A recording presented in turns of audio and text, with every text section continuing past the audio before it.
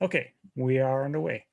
Oh, and by the way, this is the oh, you just missed it. Anyway, DasKreestof, tell us a little bit about yourself.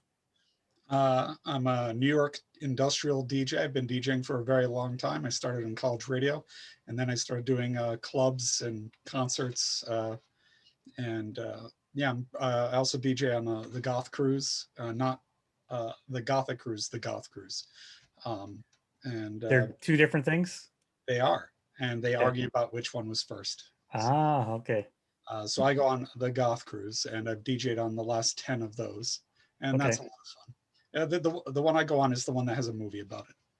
So Okay. DJed at countless clubs, big venues in New York like Limelight and Webster Hall, and most recently Stimulate and DEF CON, DEF CON being the last bastion of industrial in New York. Okay. Um, I think I recall you had mentioned being in some bands. Yeah, but so I've been in 3 bands. I was in a band called Virus 23, a band called Psycho Horror, a band called CYRX, and now I make my own music just by myself. So a lot of the better industrial DJs are also failed musicians. So that's how you get into being an industrial DJ. Start It as a musician. helps because it's a lot easier to get people to come see you DJ than to come see your band. Nobody likes that. And when you're playing, half the audience there is just waiting for you to stop so that the DJs will go on and they Oh, can do the songs that they want to hear. yeah. So, my next question is really vague and broad, but I like to ask. Actually, I make my students ask questions like this when they do their interviews, and that's, what does music mean to you? Well, there's a difference between art and craft. So, you know, when it's art, and this goes for all the dramatic arts, is that it reflects something greater about the human condition that is really meaningful. So the what makes a song good is just that it makes you feel something, and it doesn't matter what genre it is. If a song makes you feel something strongly, it doesn't matter which feeling, except for boredom. You're like, wow, that was a good song, and that's how you transcend genre. But for it to be great, then it has to reflect some greater truth about humanity, things that make you reflect or make you a better person, or you learn from, or brings greater awareness to a cause that you were unaware of. Then that helps make it art. And that was one of the things that I really loved about Skinny Puppy, is that Skinny Puppy in the '80s, when Iran was just our enemy, was talking about the horror of the chemical weapons being used against them by the uh, Saddam Hussein. And Mm-hmm. nobody knew who Saddam Hussein was except for an American ally. And they also brought attention to how vivisection was fraud, how the MPAA was really censoring movies instead of just rating them, all kinds of environmental causes, social causes. And that was something that was true of the new wave, goth, new music, all the industrial scenes back then, was that they were all very progressive Mm-hmm. minded, and that was reflected in the music. And that's something that's kind of missing today. So like it used to be, when you saw somebody with like a mohawk, you kind of knew where they stood politically. You knew you probably had a lot in common, or when they looked weird or they had colored hair. Mm-hmm. If they were into these bands, they were probably socially progressive and not going to be a hateful bigot. But now, you know, it's been watered down, so you don't know what you're going to get.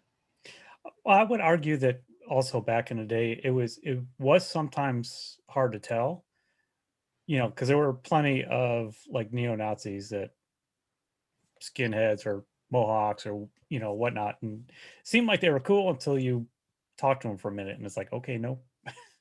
I don't remember any with mohawks, but I did see them with, there were skinheads. Yeah. Luckily, up where in the area I was, frequently when skinheads came in, they kind of were um, encouraged to leave. They were just given a cold shoulder, and often they left. But eventually, the club that I was going to was overrun by a Nazi skinhead gang of about 150, and Ooh. that just killed the scene because it drove everybody out. Because they immediately came in and Yeah. started beating up like lesbians or anybody that was different because they Mm. thought they were gay, Yeah. and all they wanted to listen to was like their hardcore bands, and so it completely wiped out the scene. Wow. Up here. So yeah, that was horrible. But you could visually tell them apart. They had kind of a uniform that they dressed in. Yeah. Like I it had I gone from like remember. the flight jackets and the boots to more like wearing Stussy and collars. Hmm, So I do remember a point in time where there was a distinction based on the color of your shoelaces yeah, or you or bootlaces. the white laces or the red laces that meant you were either a Nazi or a white power person. Yeah. Yeah, But I when you always talk, skeptical talking to anybody with colored laces. when you mentioned it about the club, it reminds me of the club that kind of was really influential for me was Medusa's in Chicago in the 80s, which was a juice bar. So it was all ages until 10 p.m. And then they kick everybody out. And then from 11 until they felt like closing, it was 16 and up. Um, and in the latter years, it was all skinheads that were like the bouncers and everything like that. Yeah. Um, I don't recall there being problems, but then again, I was a completely oblivious, ignorant, teenager. Also, as like a white male, you're often not going to be their target. That's true. I mean, like just as a man, I often don't realize that certain men I know are creeps because I'm a man, so they don't do the creep on me. But Hmm. when I turn my back, they're grabbing a girl's butt, and I didn't see it, so I don't know that that guy's a creep. Yeah, Oh yeah, I mean, I did get harassed in Germany, but yeah, I don't really generally get it here. yeah, More often back then, people would mistake me for being a Nazi, and so I'd be like, "Oh no, no," and I would tell them the differences and what to look for because I hmm, wanted them to be able to spot Nazis. yeah, Yeah. yeah, exactly. Um, there was actually just I know I'm going way off my script here, but that's all right. There was a somebody who used to work at Medusa's in the 80s went off and got an MA in English and then was teaching writing. And so he actually wrote a book called American Skin that is like about 50% like truth. Instead of Medusas, he called the club the Gorgon. But the stories he tells, a lot of those were, actual stuff that went on. And so when I read it, it was like, wow, I had no idea all this stuff was going on there. Yeah. But yeah, like I said, I was rather Yeah. innocent and ignorant. Also, you're a teenager or your early Yeah, 20s, you're clueless. yeah, Even though I'm only 29 now. yes, yeah. Um, so you've been in the DJing and stuff like that for a long time. For a I long won't ask how long, but how did you get into it? How did you get started? I got started. So I live in southern New York on the Connecticut border, and the Mhm. thing that kind of tied our scene together was a very well-respected college radio station nearby, WXCI. I had friends that were DJs at it, and so sometimes I would go visit them, and they had a production room that wasn't on air. So often while they were DJing, I would take a bunch of records and go into the production room and make cassettes. So that's how I Okay. learned how to DJ. And then when I started college, I joined my first college radio station. And college radio, at least college radio, is very different than the DJ gear that you use now. And the Yeah. big difference is like the gear we have here has sliders, and in radio it was always knobs. Mhm. And they're different formats, just like DJing on Twitch is different in DJing in a club. DJing on radio is also different. Uh, I would say that DJing on Twitch is much more like DJing on radio than it is for a club. Yeah. Yeah. When I first went off to college at Purdue, my dorm actually had a radio station in it. It only broadcast to the dorm. Yeah, a lot of places do that. What they do is Yeah. they modulate the power system, so all the speakers or are getting the signal through the outlets. Yeah. So you can do it that way, or you can use low transmitters of like I can't Yeah. remember 10 milliwatt, 10 yeah, something really small, so it won't really make it more than a couple hundred yards. Yeah. Those are legal. So I tried DJing there. But having grown up in Chicago where, house music and the art of mixing was just, superb. Yeah. I felt like I was so inferior. I mean, I could mix okay, but nothing on the scale of like what the good DJs could do. So I kind of gave it up. But No, it's there's different things like so there's a DJ in New York who has really great turntable skills. His name's mhm. Daryl, and I'm never going to match what Daryl Hell can do, but I can appeal to an audience in a different way than he Oh can. yeah, You just have yeah, to do you have to play to your own strengths. Um, there's always going to be somebody better than you at something. yeah, You know, even on Twitch, there's so many great streams, and there's people that are better than me in different ways. But I think what I'm doing, other people aren't doing the same thing. So, you know, and I think I've found a niche for that. So you just have to find your niche. right. So I got into a debate a long time ago, longer than it could be if I'm only 29, with a DJ who was going on about how I wasn't beat matching all of my songs because he Mhm, was so great at beat matching trance. And mm, all of trance is the same beat. It's right. so insanely simple to beat match it. I think you could train a dog to do it. And he's like, oh, look at it. So it's like, so my response to him was like, nobody cares if you beat match two songs perfectly if both of those songs suck. So like, you know, if I'm having to do rapid, you know, changes, and sometimes industrial songs, the rhythms, they're not 4/4, so they're not going to mix well together. So you do other types of transitions. And really the most important thing is, and even back then, I had a very loyal set of followers that really enjoyed when I DJ'd, because I was playing the music that these guys weren't, because they were all like, they'd all said, industrial's dead, it's all about trance now. mhm, And I've always thought trance was rivet head repellent. So as they were like, so it just scares all the rivet heads away. So I went back and I'm playing real industrial, and people liked it. And they yeah, didn't care that it wasn't perfectly mixed. They just cared that you're playing good songs. yeah. I think that's the hardest part of being a DJ, is finding the right songs for the right crowd. You know, like the technical part, you know, you can learn it fairly quickly and Right. you can practice it, but learning how to read a room correctly and knowing which songs are going to break for that audience, that's the hardest part. And it's the Yeah. most, So this isn't in my list of questions, but it brings up a question of when I'm listening to music, I'm always thinking about what fits, like what would be a good, before I make a request, I want something that's going to fit with the feel of the music, yep. but not necessarily thinking about what, would get somebody on the floor. So how do you see that balance there? Well, it's a lot of trial and error. Yeah. One of the tricks that a lot of club DJs use is if we're going to play a song that's not a hit that we don't think everybody knows, Mhm. then sandwich it between hits so that you can get people used to hearing that Right. song. And sometimes eventually they'll be like, I like that song, because there's this thing, and you learn it in radio. Radio is largely programmed. Even college radio, you're supposed to play like certain, you have songs that are in heavy rotation, medium rotation, and light rotation. Some radio stations you get to pick some of your songs, but a lot of it is picked by a program director. And the idea, and works for all commercial radio, which is almost entirely programmed, the DJs don't get to pick anything. It's Mhm. that people, if you play something enough, people will find it familiar and they'll think, oh, I like that. And it's not Right. that they really like it, it's just that it's familiar. Right. That works for audiences too. And it's a shame, but it's a reality. So if you have a song like, especially if the dance floor maybe is too crowded, then you'll play something and maybe some people will leave. And if not too many people leave, and you can play it through. But if you clear the floor, which I call janitor duty, then you've got to play another hit to bring them back. Right. Yeah.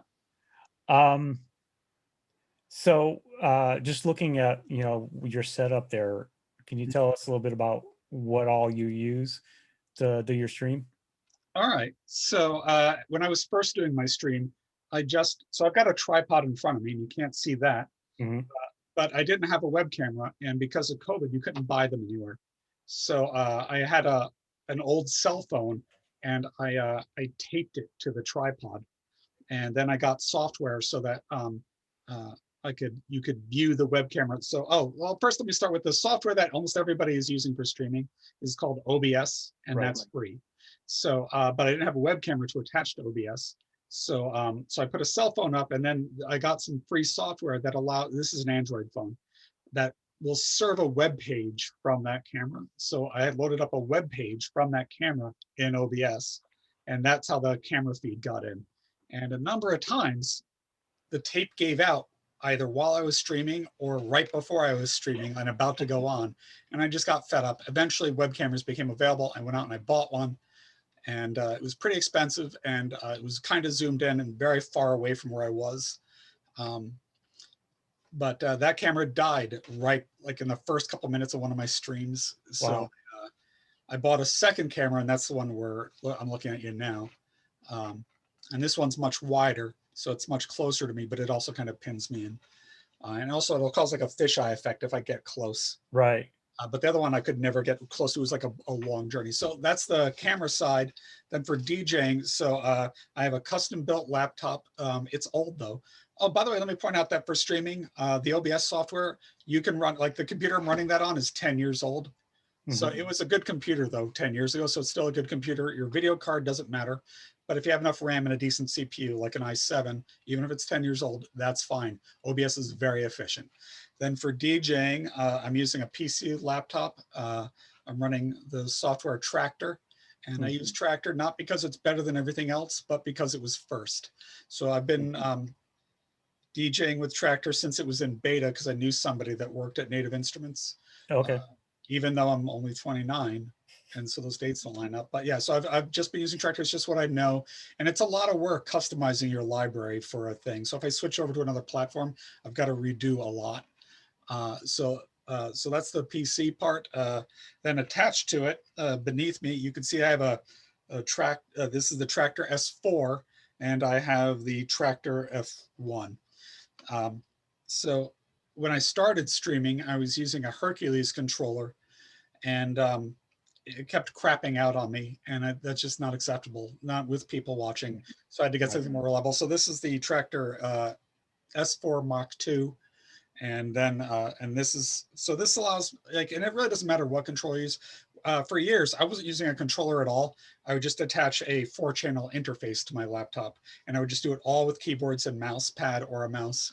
But this does make it a lot easier, and I can do things like I can record scratch. It's easier for me to loop things, but up until I got this controller, the old controller didn't have the loops. So I had to do that all with a mouse. And then this allows me to play back samples. So I have 64 samples programmed up. I can control levels. I can filter them, and I can put them through effects. You don't need this, but I like to do stupid things during my sets, or sometimes I do live mashups, and that makes that easier with this.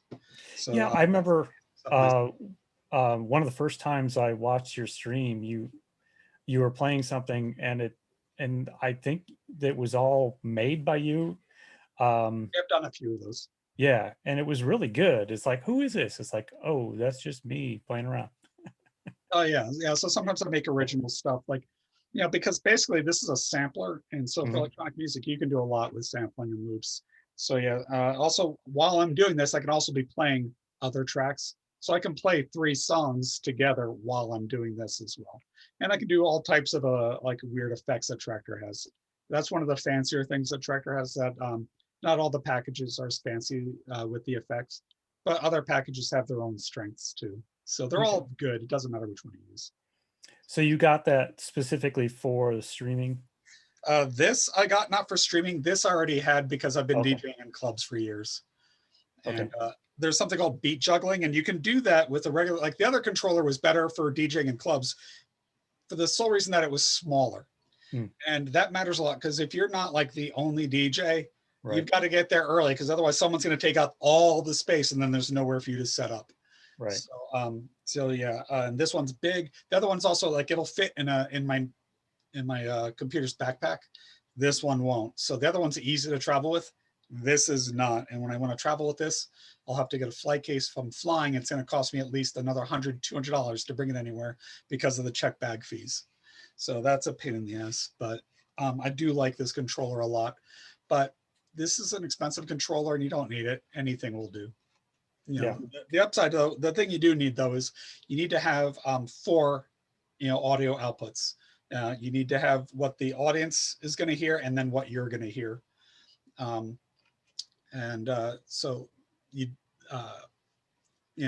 some of the USB controllers that don't have audio, you're not going to have that. And so you can learn how to DJ, but you can't DJ professionally with it. You need to have those separate outputs because, you know, you need to be able to listen to a song and cue it up, Right. and not have your audience hear it. So Right. that's an important part.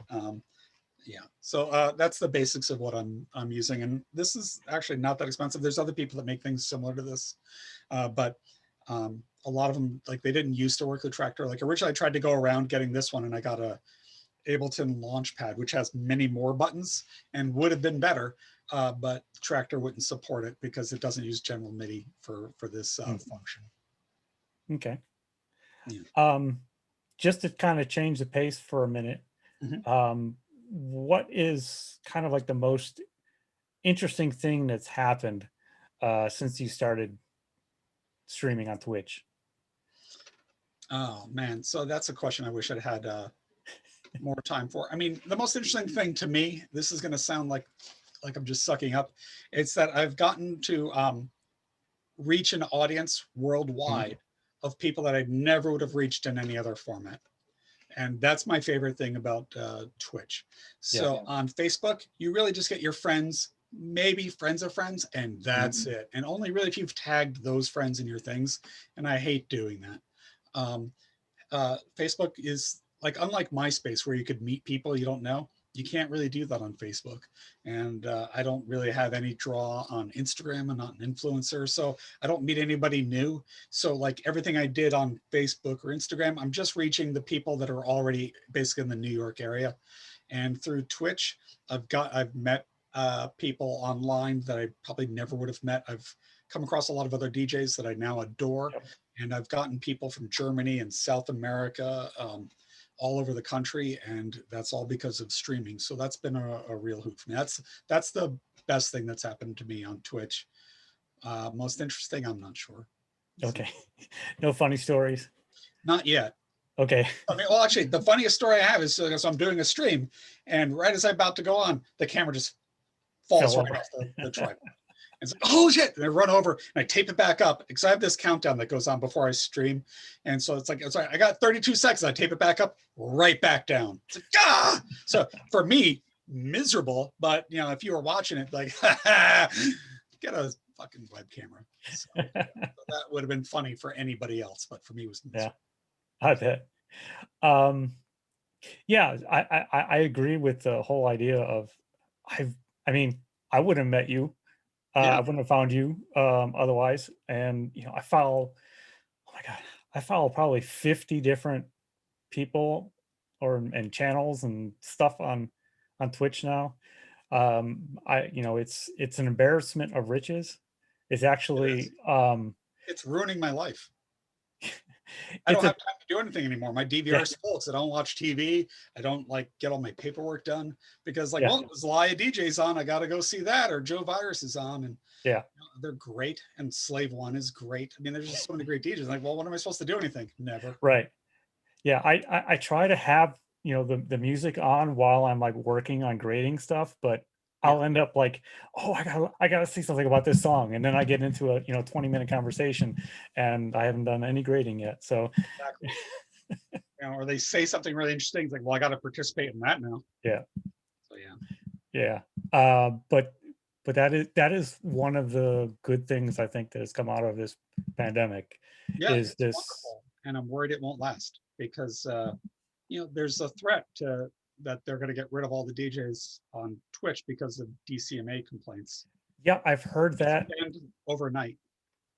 Like, I don't expect this to still be going after the pandemic's over, but you know, I do think that this will probably be going for another 6 months. So this is a unique moment in time, and you know, now's the time to like get in on it while we can. But I do worry it could vanish like that. And if this vanishes overnight, I don't think everybody's going to go over to Mixcloud. It doesn't have that same social aspect. And that's the most important thing about Twitch, is that it's really a social media, it's a social network. And it's a much more democratized social network than the other ones. Well, the good news is that there are other platforms out there that can be used. It's just a matter of one of the DJs was saying, you know, make sure that you follow your favorite DJs on Facebook and Instagram and whatnot, so that if they do get shut down, you know where they're going to go, because you know it's going to be kind of a scattering of, you know, some people going here, some people going there. I'm doing that, but I can tell you most of my regulars are not following my Facebook page. So Yeah. if Twitch gets down, I'll probably lose that audience. Yeah. Um, yeah, that is a drawback of, being dependent on a single platform. Yeah. But yeah, Well, it's the nature of the internet. Nothing is permanent. It's all right. temporary. You bookmark a page, you go back to it, it's gone. Ah, Yeah. should have read it then. So I try to Right. save everything I can if I want to see it, because who knows if it'll be there later. Yeah. Um, so I want to segue into sort of the world issues. You already mentioned, a few things. But so what, like, social, environmental, cultural, economic, whatever issues really kind of drive you the most? So things that I've done in my streams this year is Mhm. so I DJ every once in a while for Daryl Hell. So I've done something called Hell Lab and Hell Room for him, and so that I don't do as interactively. So I try to like do something more artistic to raise the bar. So when you heard me do something original, it might have been something I did in one of his streams. On one of them, I did something about the environment, where I took Greta Thunberg's speech and I cut it up and Yeah. rearranged the words to be more cutting. Yeah. So That's what I heard you do. Yeah. yeah, I was And that actually was, really happy with the way that came out. I've done yeah. some others that I'm not as happy with, but that one I liked a lot. So the environment's important because it's where I keep all my stuff, and we don't have a second planet to go to. Right. This is it, Yeah. and we're all going to be screwed. And I know a lot of people are like, I'm not going to live that much longer. Screw it. But I don't know. I just can't be that selfish. Right. Um, so it matters a lot. And, things are getting worse. And it's like, I used to go skiing all the time, and then winter stopped happening and you can't really ski. And I know it just snowed, but it's uncommon. We don't get that much snow anymore, and it's getting Mm. hotter. And it's got to be a serious problem. And because of the runaway effect of it, like that, once you get in that runaway feedback loop, that's the planet. I mean, that Yeah. global warming is that thing that could really end all life on Earth forever and ever. Not like, oh, well, we had our time. All life forever. The oceans could boil away if we get into that feedback effect. We don't want to be like Venus. Right. And it's so preventable, and we're not doing it. And, it's because we don't make it not profitable to pollute. We reward it. So that's a real problem. So I did that. And then the other one I've done is I've done something about sexism and racism. And, and by sexism, I really mean misogyny. So I have a real hatred for misogyny, and I just have no tolerance for racism. And I did a stream recently for Daryl Hell where I played an incredible video that I would encourage everybody to check out, called "We Demand Better" by Adversary. And it's Okay. only on Vimeo. It Okay. can't be shown on YouTube because of the content. Mm. Uh, and it points out the blatant sexism, misogyny, and racism of certain bands in the scene. And these are bands that I flat out will not play as a result. And, the irony is I'm almost always asked to play misogynistic bands by women. Um, Yeah. but often women that also know him and are like, yeah, I had sex with him in a bathroom or backstage. And it's like, but he's a terrible human being and he Yeah. hates. And So that's where rule 3 of Spike Club comes from. rule number 3 of Spy Club is I will not play that band. And that's the reason. Yep. And it's not just that, it's also the racism and just, you can't say you're wearing a character, you're playing a character. Like other bands can use shocking imagery, but you Hmm. have to understand where they're coming down on it. Yeah. And they're not, they're just trying to be offensive, and because this is what they really think and feel. Yeah. And I don't think you can be tolerant of like white power people or Nazis, because even though like you were saying you didn't have any problems with them, and sometimes like they seem nice and it's cool, you let them in, but then after a while all their buddies show up and all this, now you don't have a regular club, but now you're in a Nazi club, and when they want to cause a problem, there's going to be a problem, and you're not going to be able to do anything about it because you're overwhelmed. And they're going to, because their end goal with hate is to be a shitty person. Yeah. So and so you can't have tolerance for it. And if you are there, I just quoted some philosophers about this, but if you are tolerant of the intolerant, then eventually they will wipe out everybody who is tolerant. Mm, So you really can't be, and it's not a hypocritical stance. right. No, that's, I mean, that when I saw that on your ticker, I was like, all right, this is somebody I want to stay and watch. So And yeah, that also, was great. it came up because somebody asked me for it. It's like, oh hell no.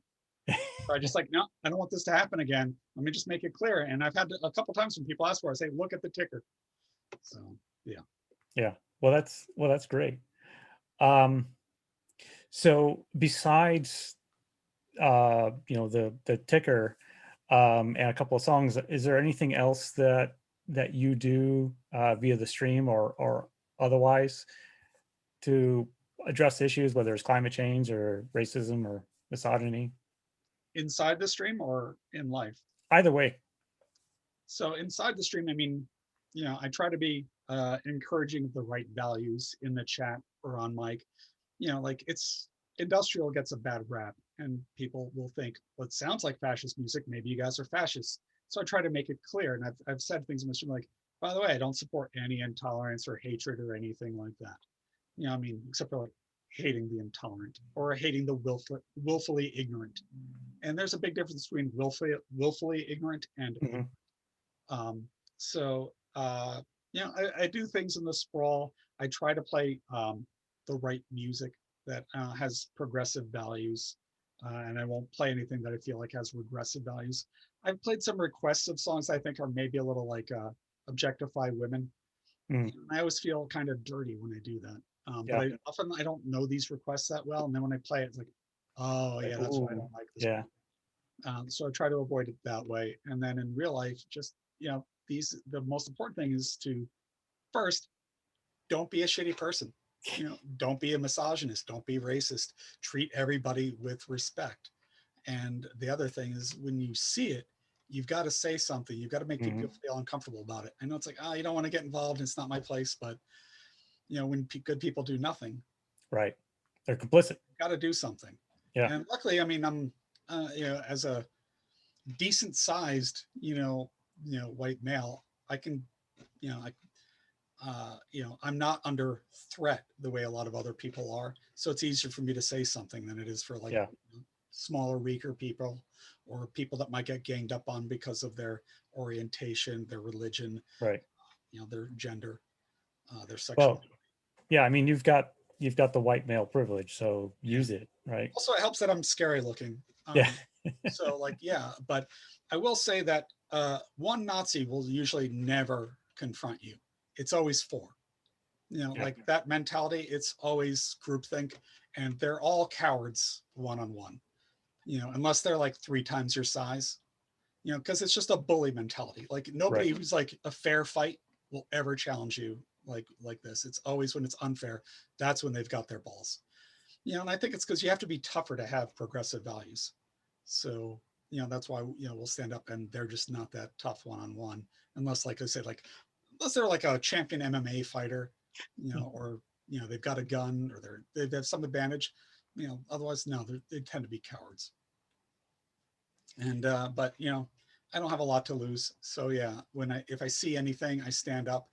Uh, like if I'm at a club and I see a woman getting harassed by a creep, I'll like, this is the only time I'll approach a woman that I don't know, by the way. And there's two exceptions. One is if I'm DJing and there's not that many people there, I'll ask everybody, not just the women, what do you want to hear? But the other thing is if I see a woman, I think she might be getting harassed, I'll walk over and I'll just lean and it's like, hey, do you want to rescue? And then I'll try to like get in between them or try to rescue it. Sometimes it's actually her boyfriend, then I look terrible. But that's funny because like, oh, it's like, that's quite an insult then, Yeah. but so I'm just trying to do the right thing, and I'm polite about it. Yeah. Yeah, but women Um, have to put up with a lot, and I see that a lot. yeah. Like, I don't get to see racism as much, which great, but I know it's still there and it's everywhere. But like the way that women get treated is just horrible and creepy, everywhere you go, and that's just what I see. I know it's Hmm. so much worse.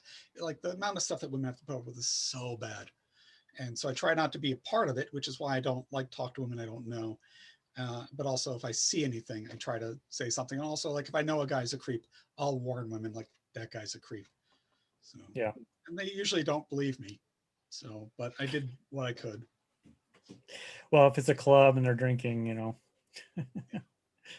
but yeah, I mean, you mentioned that you don't see racism much, but and that brings to mind yet that you know industrial goth music is really very white.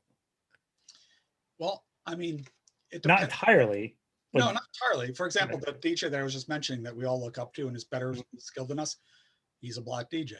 And my one of my biggest influences in New York, DJ Subvert, is also a black DJ.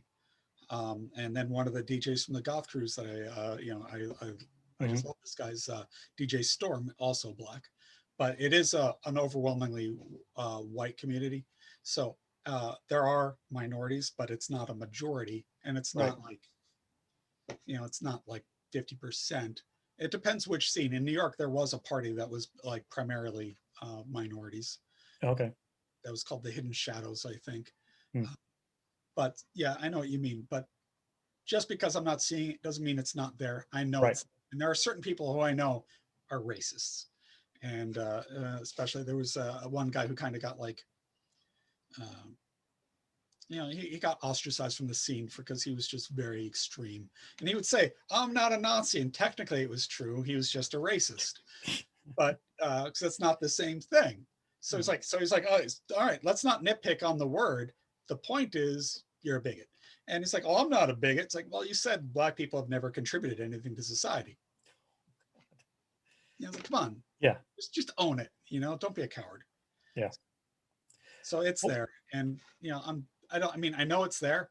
I don't see it as much as, I mean, I mhm, see the objectification of women all the time. And I see men being creeps all the time. The mhm, racism, I've heard of it. I don't see it much, but yeah. I've seen it. But it's nothing like what women have to put up with. Yeah. But I know both are problems and both are present. Well, one of the things that I remember, I mean, just you know, in the early days of you know the new wave and all that, was it was very open. You know, Yes. everybody was welcome. Yep. Um, then it started to split up into all these little, you know, subgroups, Yeah. right? Yeah. That Because I happened in the remember 90s. when I first went to college in 1987, I had an English class where we had to write a paper, and one of them was a classification. And so I classified alternative music into four categories. And they didn't call it alternative back then either. No, we called it I called it alternative, Okay. So up here but they called it but to new. be able to get it all into just four categories, Okay. right? Yeah. Good it, luck. it's split so much now. Yeah. What category did you put Tom Tom Club in? Um, I'm trying to remember what my categories were. Yeah. There was there was punk, new wave, maybe there was industrial, and then I don't know what the fourth one was. But basically that was you know my four categories. Yeah. But kind of changing pace here. So my next question is, do you see yourself in any way as an entrepreneur, as in your capacity as a DJ and streamer? Well, differently than DJing, because I haven't had my own club in a long time. So Mhm, when you're promoting your own club, then I guess you're an entrepreneur because you're doing all the promoting, you're hiring the people, mhm, and money is coming into you, and then you're paying it out. So when you're running a club like that, I mean, and by the way, you're usually working with the manager of the actual club. So you're just promoting. So you're not in charge, and they set a lot of the rules and they control the mhm, flow of the money.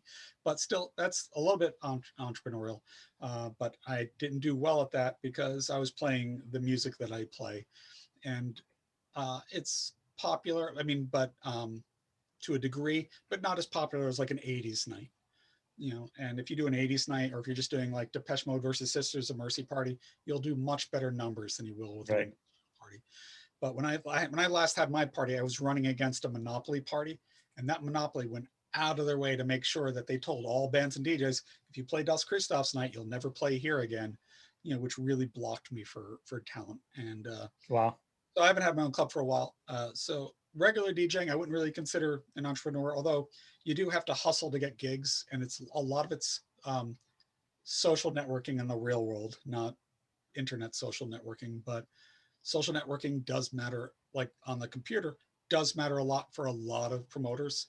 A lot of promoters will hire terrible DJs just because, well, they've got, you know, 1,500 followers. And so that's how they'll pick their DJ thing, because they think that person's going to bring people in. Because you Mhm. get hired largely not on how good you are, but what your draw is. If Right. you don't have good draw, most promoters won't hire you. There are exceptions, like I mentioned, I DJ at DEF CON for a DJ Stalagmite, and he's hiring based on who he likes and what they do, and if it's appropriate to his night, and he's not worried about the draw. That's great, but that's not his primary concern. For Twitch, you know, now I'm promoting myself again, and I've had to put money into my stream. Like I had to upgrade the cameras. I've upgraded Mhm. this DJ gear. I'm looking at making other upgrades. So the money that comes in through bits and tips and subscriptions, I've been throwing back. So now it's a money thing. So as an entrepreneur, I could be doing much more to promote, and I don't put enough effort in. And I know other people, like I have a peer, Alex Assimilate, and he Mhm. definitely works. He's got like a merchandising store. Right. He does so much more social networking than I do, and I know that he's going to other channels and promoting his night, and he's just always on, and he's Yeah. trying really hard at it. And I'm just not putting in that kind of. I've got, like, you know, I mean, I put a lot of work into doing my stream, but I don't do enough work into the promoting. Right. And so I could be hustling more, and I've been struggling to get merchandise out. And it's just like I've got to design that merchandise. Like I've the learning curve for Mhm. streaming was quite high, and setting it all up and doing my graphics and creating my emotes and, you know, designing the passes. It's been a lot of work, and I'm just behind. Yeah. But there's a lot. I mean, some people are really good at it, like Slave One and Melting Girl. They're both great at promoting themselves. They've got good merchandise. They've got Amazon wish lists and all this other stuff that I should be doing. So you could be doing a lot more as an entrepreneur, and I'm not. I don't make that much money doing this. I'm happy to be covering my gear costs. I don't know if I could make enough money to really, like, you know, get by on. I doubt it. Yeah. You know, like I think there's a couple DJs that probably they could do this as their job, you know, like, but they've got hundreds and hundreds of followers, and Right. they're doing really well. And I'm never going to do that well, and I'm okay with that. I'm happy just to do with, but they're also doing something different than what I'm doing, and I'm just happy to do this niche of what I'm doing. And it might not be as popular. I'd like to get more people that are into this thing that I'm doing, but I don't want to dilute what I'm doing to get more people. Like, Right. for me, popularity isn't as important as doing the thing that I find artistically interesting. So in that case, you'd probably classify yourself more as an artist than an I would say entrepreneur. entertainer, but Entertainer. yeah, Okay. but I do have artistic principles. So you could go either way. Like, I mean, mostly DJing isn't art, it's craft. Yeah. Sometimes I add a little bit of art to it, but rarely do I. But I do have aesthetic values that I hold very dear, which is an artistic thing. So I have a degree in fine arts for filmmaking, and Hmm. so I got really influenced by certain aesthetic schools, and that's really important to me, and I just won't break from them. One of those is that the music I play has to be progressive, and sometimes if music has no meaning, then it's by its nature regressive to me. Hmm. Um, so yeah, or like the fact that there are certain bands that I won't play based on my principles. Right. So for me, that's more important, because if I play that band, I'd definitely be much more popular. The band's super popular. If I play that band, I'll get more people. And I'm sure that I've lost people over that rule. So I'm not trying to appeal to everybody. Right. I'm just trying to appeal to the certain clique. But I know there's more people like me in the world, and I want to find them and reach them. So, and I Yeah. could like pay for advertising. I don't know if it would work. There's things I could do. Probably. I mean, I'll probably work on it more in the next year. Well, um, from my perspective as an entrepreneurship professor, if if you're working for yourself in any way, you're an entrepreneur. Yeah. So in that case, I would say that this is, you're being an entrepreneur. Um, it doesn't necessarily mean that you are, in it for the money. An entrepreneur is somebody that pursues a passion. All right. I'll grant you that. I'm an entrepreneur. I'm just not a good entrepreneur. Like if I Fair was, enough. I would have gotten my merch store out already. I'd already have products that people could buy. People have asked me to do it. I just haven't done it yet. So I'm just not good at it. But yeah, it's an entrepreneurship. Yeah. Yeah. But I'm guessing you're not dependent on this for a living. No, So it can, I've always viewed this as an artistic hobby, or it's just a passionate hobby because I'm passionate about this yeah. music. But I yeah, I was don't think like if you want to make money, if you want to get by, you're not going to play industrial music. Like techno, yeah, you can make right. a lot of money. Oh yeah. There's people with like 5,000 viewers on Twitch playing techno. Right. And yeah, you can get easily do much better. But I hate it. I hate it for political reasons, so I'm just not going to do it. Yeah. Well, that's great. And so obviously I like industrial, and that's why, I watch you and a lot of others. And I'm always trying to think like, what can I do to help? I'm like, I've got all this knowledge, right? I'm teaching students. And it's like, I can't think of like the solution. I can come up for students, all, whatever they're running into. I'm like, oh, here's some ideas for you. But here it's like, to me, this is like almost like a grand challenge, right? Is how do you make being an artist with principles feasible? Well, one thing, the most important thing that you can do, and you've probably already done this, is if you know somebody that would like what a DJ is doing, Mm-hmm. tell your friends you might like this. You should check this out. Like some of the best people and the most like loyal followers I've had were Mm-hmm. people I didn't know before the pandemic who got recommended by friends of friends who said, hey, you like this stuff, you should check out my friend DasKreestof. Yeah. They loved it. So if you know people that are into this thing, and there's not that many of us, like one of the things that you do, like on the Goth cruise, is because it's an international crew and it's an internet and there's a lot of international passengers. They've never seen a goth or a rivet head, and it's fascinating to them. So we're like ambassadors of our culture. So there's not a lot of us, and it's I mean we are spread out all over the world, but there's less of us elsewhere in the world as well. Yeah. So just that word of mouth, that helps a lot. That's the best thing. Yeah. Uh, and also just when you attend the streams, it helps. Because for me to reach new people, it really helps if I become a recommended channel in Twitch. If Right. viewership is at 50 and above, I'm much more likely for Twitch to recommend me than if I'm at like 5 viewers. And nobody wants to go to a channel that nobody's watching. Right. So, if you go, even, so going, and if you leave the volume up just a little bit, even if you're doing other things, because if you turn it down, then it doesn't count as viewer. But if Oh, really? it's up just just a tiny bit, it counts as a viewer, and that really helps the people that you're watching. Okay. Like Yeah. those So metrics help.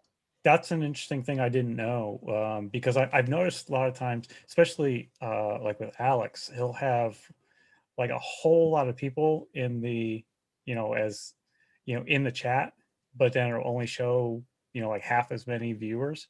And I'm guessing that's because of the volume thing. It could be. I'm not Yeah. sure. Yeah. But that's good to know that, you have to have a little bit of volume on there.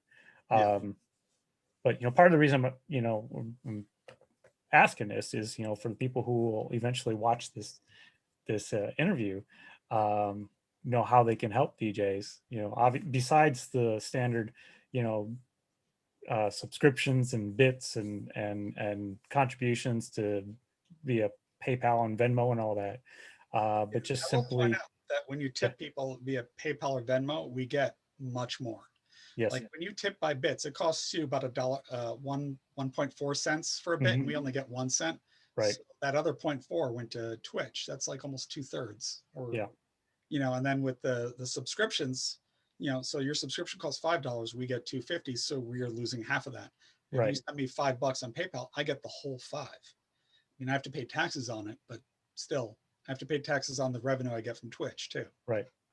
Yeah, that's I would usually tell people, if you really want to help a DJ, just give them money, Yeah, because they get 100% of it.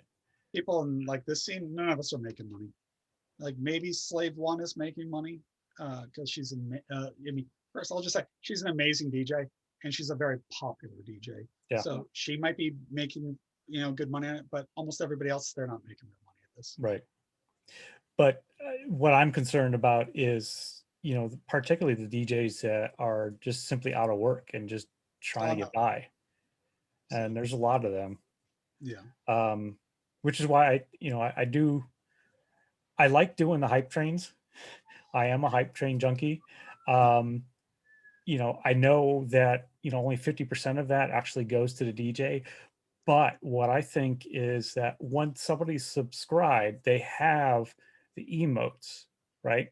Mhm. And so that is sort of a way of marketing, Yeah, it is. That's I right? did entirely think of that when I was making my emotes. Yeah. So I mean, there's been people I have, or and plenty of others who's like, oh, I like that emote. Where'd you get that? It's Yeah, like, people will oh, you subscribe to go, your channel just to get your emotes. yeah, Absolutely. exactly.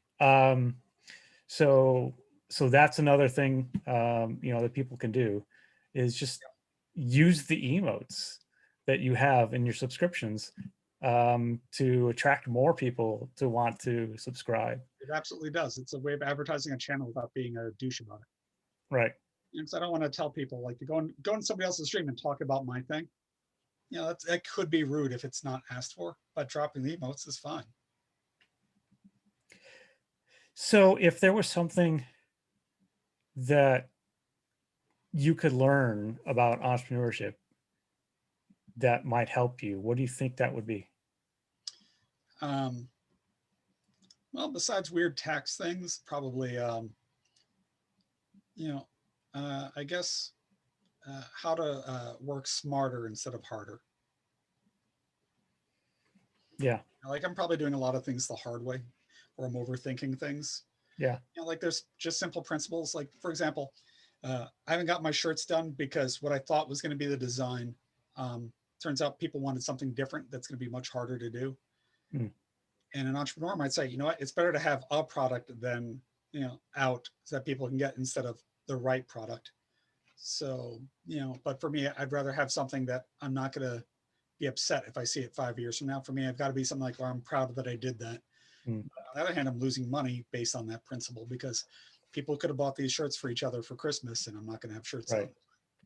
Well, one principle in entrepreneurship is that you try things in small experiments, right? It's hard to do So with small with the t-shirt runs. yeah, just what you can do now is, make 20 of them, Yeah. right? You're less likely to run into them. And then on top of that, it's limited edition. Well, the thing is, I thought if I sold 20 shirts, that might be it. And if I didn't sell them, then I'm stuck with the bill for those 20 shirts. So I wanted it to be something good. Yeah. So, but maybe I would sell more than 20 shirts. I don't know. So, I mean, I'm very lucky that I seem to have an audience that really enjoys what I do. And they've been very supportive of me. So maybe they would buy the shirts. And I have a ridiculous premise for my theme.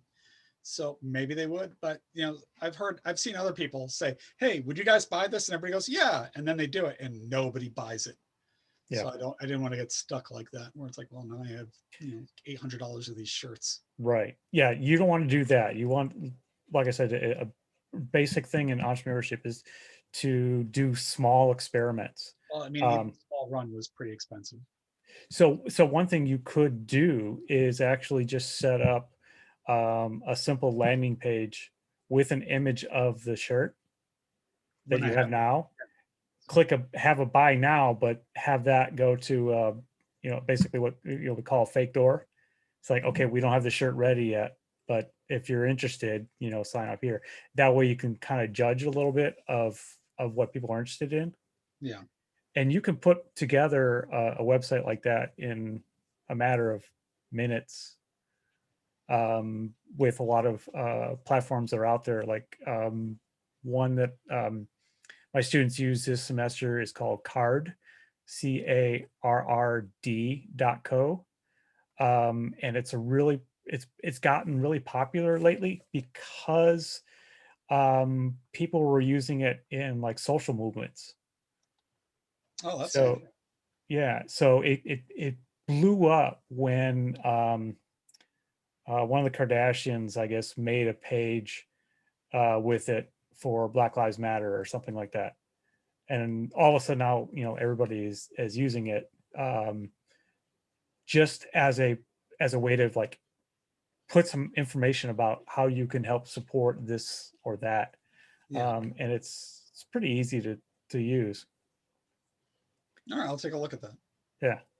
So that's one thing, that you want to do is just try little things and see what works. Kind of like what I'm doing here, right? Is I expect that a couple months from now, whatever this is going to be very different. Yeah. But the only way something works is to try it. Well, my stream has changed a lot since I started it because I have Yeah. recordings of most of them, and I go back and I kind of like, oh, but I make improvements gradually because I'm always trying to make it better. So Yeah. I'm always adding something or improving something or tweaking it, and it has gotten a lot better. So yeah, your interview format or your stream, it'll improve with time if you're putting the work in. But the important thing is we're doing it. Right. And because I was originally actually I have to credit my friend IBO, who I used to DJ with in the real world. She kind of pushed me into streaming on Twitch because I didn't jump on it first. It's like, I'll get to it. I want to do all these things and make it more perfect first. And she's like, no, you got to do it now. And so I just kind of threw something together quickly, and that was the right way to go. Yes. And I've improved Always. on that, but otherwise I'd still be like, well, when I get my studio set up and I get the lighting right, and it still wouldn't be done. So I Right. have to credit her entirely Yeah. for giving me the kick to get it on, to get it up and get it done. And that's the entrepreneurial way, Yeah, is to just start doing it, and build. yeah, Learn what works and what doesn't, and keep building it. Don't risk anything more than you're willing to lose. yeah. Right. Um, so I mean, you've already learned a lot of entrepreneurship lessons from this. Probably. Yeah. So Well, I can tell you have, well, I as have a professor. okay. Well, I also have like so I lost my real job, and so I was just doing Mm. freelance IT, and that's all dried up during the pandemic. And so doing freelance IT, I was always like, I've always found it to be like really important to be professional. And as a, people don't want to hire somebody like, where it's like they can't trust that person. It's a business where it's like mechanics. If you can find somebody that you can trust, you'll stick with them. And a Mhm. big part of that is being professional. And as a DJ, I've always done the same thing. Like I get there before doors open. I come with all the equipment and all the different cables that I might possibly need, and I'm ready to go. And I'm professional. I don't get drunk on the job. It's important to be professional, and so and that reflects on you. And there's other DJs that they show up late and they try to get different slots, or they don't show up prepared, and like I've had to lend people or help people troubleshoot their stuff, and it doesn't reflect well on you. As an entrepreneur, I just think being professional and responsible is the most important thing that you can do. So in my stream, it's the same thing. Like I always go on time, even with the camera falling off the tripod 30 seconds before I went on, I still went on. And when the camera failed, I figured something out and kept it going. Yeah. So it's important, to be punctual and to do things professionally. And the other thing is, because I have an audience, I find like this is something I picked up from film school. People are giving you their attention, and that's Mhm. a really valuable thing. Yeah. Because different people have different amounts of money, but everybody has about the same amount of time in the world. People's time is important. If you're asking Yeah. people for their attention, you need to provide value. You never waste it. Wasting it is an incredible disrespectful thing to do. So it's really important to me that I do the best that I can and give people something that I think is worthwhile. And I think that is reflected in my stream. and it's important. Like it's important to be sincere. Like people that just want to be popular and they're just not, they don't Mhm. really care. They do crappy jobs, and it reflects on them. So, and I think so. If you provide value, that's and you're professional, that's the entrepreneurial stuff that I think you can Yeah, see. I, providing value, that's kind of like the basis of things. Yeah, Um, so yeah, you're an entrepreneur. yeah. So you can put that label on yourself. Okay. Um, just to kind of wrap things up, my final question is, Mhm. what gives you hope? Um, well, uh, let me think of a way to say this. Um, all right, what gives me hope is that when we see terrible things going on and we see things sliding and getting worse, there's a lot of people fighting it. Um, we don't just give up. People rise up and they stand up against injustice. They stand up for their principles. And even though people that are on like the opposite side of an issue are on might be passionate about it, I mean, they're trying to do what they think is right. And so what gives me hope is that, you know, um, although we fall, we get up. And, if you fall, often people pick you up or they help you up. And that helping thing is just a wonderful thing. I know that sometimes people think that humans are generally evil, and that's not actually true on an anthropological sense. I mean, despite all of history is terrible. When people say like, "Oh, this is the most best time to live," it's like, how can that be? Because it was awful. But if you study history, it was always much worse. Mhm. It's just so horrible and brutal. Throughout history, especially if you're a woman. Mhm. Uh, all of history is just mostly terrible. There's pockets like, oh, that was nice, but generally it's just bad. Yeah, But we strive to make things better. And, humanity's taken some bad left turns, but we're always trying. And there's always going to be good people who want to do what's right, who care about others, and who don't think about themselves first and try to do the right thing, even if that's the sacrifice to do it. That's what gives me hope. that's great. And I think that's a perfect note to end on. And so when this plays, we will be rating into your set. So um, Okay. see you in a moment. All right. It was very nice doing with this year, and I really look forward to seeing your other interviews with other DJs. All right. So that's going to be fantastic. Thank you. So thank you.